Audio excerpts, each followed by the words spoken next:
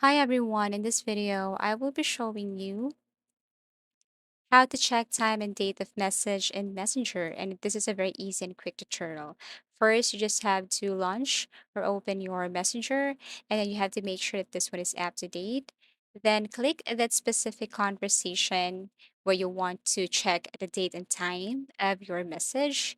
So as you can see here, you can only see the date. Okay, so you have here June 13, 2023 and also June 10, 2023. However, you want to see the exact date and time of this message. So how are you going to do that?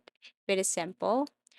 Let's just say if you want to know the date and time of that specific message, what you're going to do is to simply tap the message.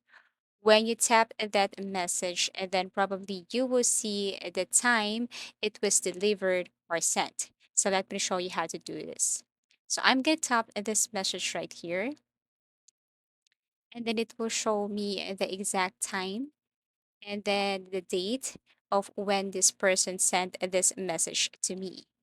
So Thursday, April 25th, 10:38 p.m. This one is May 24th, 9:13 p.m.